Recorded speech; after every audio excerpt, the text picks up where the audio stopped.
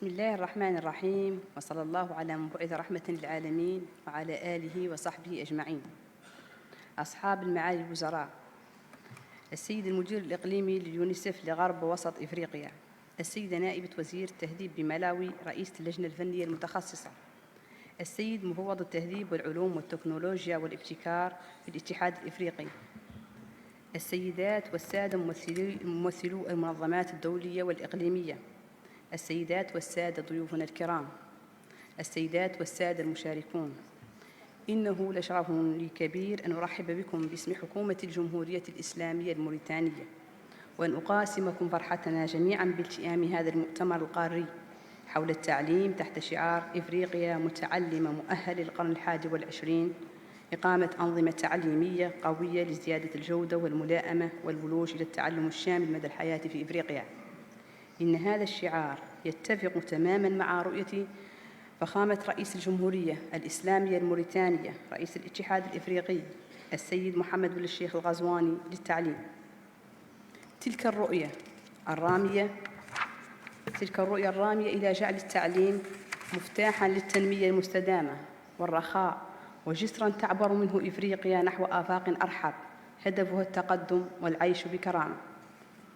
إن اختيار الاتحاد الإفريقي للتعليم كمجال استراتيجي لمستقبل قارتنا يدل على وعي تام بجسامة التحديات الحالية ورغبة صادقة في الاستجابة لتطلعات سكان القارة، مما يتطلب توحيد الجهود وشحذ الهمم وتفعيل المشتركات لإقامة أنظمة تربوية قادرة على توفير تعليم جيد شامل ومنصف وملائم لعالمنا الحافل بالتغير والتطور التكنولوجي. وسيشكل هذا المؤتمر فرصة ناجعة علينا اغتنامها بتعميق النقاش والتفكير في متطلبات إقامة النظم التربوية الفعالة من خلال تقييم موضوعي لواقع أنظمتنا وتبادل التجارب الناجحة وتصور سبل توفير تمويل مستدام للتعليم وإصلاح المناهج التعليمية وتمهين المدرسين والاستغلال الأمثل للموارد البشرية والمادية وتقييم الفعال لنتائج التعلم واستغلال التقنيات الرقمية في مجال التعليم وتحقيق المساواة وتنمية مهارات القرن ال21 والتعليم المهني والتقني وترقية تدريس العلوم والتكنولوجيا وحوكمة أنظمتنا التربوية حتى نؤمن مستقبلنا التربوي والعلمي ونضمن لكل إفريقي مهما كانت فئته العمرية حقه في التعلم مدى الحياة. إن رؤية فخامة رئيس الجمهورية رئيس الاتحاد الإفريقي السيد محمد بن الشيخ الغزواني لا تقتصر على أن تكون أنظمتنا التربوية قادرة على توفير التعليم كحق أساسي فحسب، بل يريد لهذه الأنظمة أن تضلع بمهمتها في تشكيل القيم والمهارات والقدرات التي تمكن أجيالنا من اكتساب صفة المواطنة العالمية والمشاركة الفعالة في الحياة العامة، وأن يلائم تعليمنا ما تسخر به قارتنا من مقدرات طبيعية، وأن يحافظ على هويتنا وأن يؤهل ناشئتنا لمواجهة تحديات القرن ال21 وأمواج عولمته ومستجداته وأزماته من خلال زيادة قدراتهم على الابتكار والتكيف، وهو ما لن يتحقق إلا بتعزيز القدرات البشرية والمؤسسية وتصور سياسات تعليمية قادرة على الاستجابة لخصوصيات كل بلد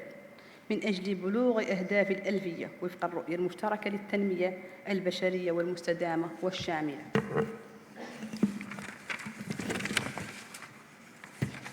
إن حكومة معالي الوزير الأول السيد مختار والجال سعيدة باستضافة هذا المؤتمر بالشراكة مع مفوضية الاتحاد الإفريقي ومنظمة الأمم المتحدة للطفولة اليونيسف لإيمانها الراسخ بأن لا سبيل لمواجهة التحديات المتعددة ما لم تتضافر الجهود ويتم تفعيل التعاون الإقليمي والدولي، وتأمل أن يكون هذا المؤتمر منطلق اتخاذ قرارات حاسمة للرفع من جودة وفعالية أنظمتنا التربوية. ذلك أنه مؤتمر لإناق الأفكار وتبادل الخبرات وتقديم المستجدات العلمية التي من شأنها أن تساهم في تسريع وتيرة تطور العلم والبحث في قارتنا الحبيبة. وفي الختام أعرب عن امتناني لأصحاب المعالي الوزراء والسادة الخبراء والمهتمين بالشأن التعليمي على تجشمهم عناء الحضور والمشاركة، كما أتوجه بجزيل الشكر لشركائنا الفنيين والماليين على دعمهم ومواكبتهم